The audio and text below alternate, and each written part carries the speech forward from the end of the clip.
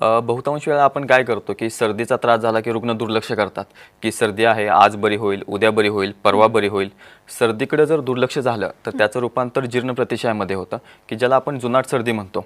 एकदा जुनाट सर्दीमध्ये रूपांतर झालं की जे आपण रेग्युलर औषधं घेतो किंवा जी सर्दीची आपली रेग्युलर औषधं आहेत तर ती औषधं काम नाहीत करत आणि औषधांनी जर काम नाही केलं तर आपल्याला स्पेशल किंवा विशेष करून आयुर्वेदिक औषधांची किंवा आयुर्वेदिक कोर्सची गरज असते आणि आयुर्वेदिक कोर्स केल्यानंतरच जुनाट सर्दी कमी येते.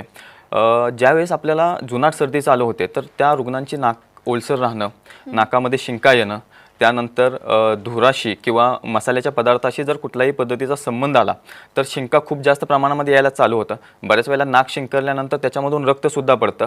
इतकी सगळी लक्षणं आपल्याला या जुनाट सर्दीमध्ये पाहायला मिळतात. बहुतांश वेळा आपण काय करतो की ॲलोपॅथीमध्ये दिली जाणारी एक सफेद छोटी गोळी सर्दीसाठी घेतली जाते, पण ती घेतल्यानंतर 2 दिवस रुग्णाला बरं वाटतं, त्यानंतर मग मात्र जसा आहे तसा त्रास व्हायला चालू होतो. जर जुनाट सर्दीची ट्रीटमेंट वेळेवरती नाही झाली तर तोच पेशंट पुढे जाऊन दम्यामध्ये कन्वर्ट होतो. म्हणजे आपल्या फुफ्फुसांचं स्ट्रक्चर आणि स्पंजचं स्ट्रक्चर सेम असतं.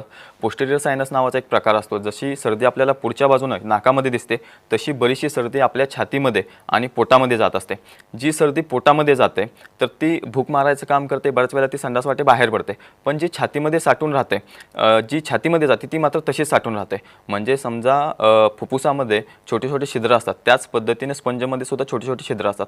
स्पंज आपण तेलात भिजवला किंवा पाण्यात भिजवला तर त्याच्यामध्ये परत काही बसत नाही.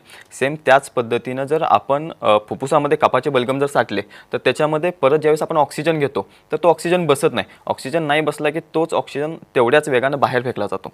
त्यालाच आपण दम लागणं, धाप येणं असा दम लागणं किंवा धाप लागणं व्हायला चालू होतं किंवा बऱ्याच वेळेला रुग्णांना खोकलासुद्धा येतो. तर ही सगळी कारणं आपल्याला दम्याच्या रुग्णामध्ये बघायला मिळतात. दुसरी महत्त्वाची गोष्ट, ज्यावेळेस दमा होतो तर अशा लोकांचं वजन कमी व्हायला चालू होतं. थंडी पडली, पावसाळा आला किंवा वातावरणामध्ये गारवा तयार झाला की अशा रुग्णांना दम लागायला चालू होतो, घासाकोरडा पडायला चालू होतो. थोडंसं अंतर जरी चाललं तरी दम लागतो. औषधांचा पंप त्यांचे असतात, ते पंप जरी घेतले तरी त्यांना दम लागतो. म्हणजे इतका जास्त प्रमाणामध्ये त्रास या रुग्णांना होतो. मग ह्या सगळ्या कारणांचा विचार करूनच आपण ही ट्रीटमेंट आपण विजयी भव आयुर्वेदच्या माध्यमातून देतो आहे.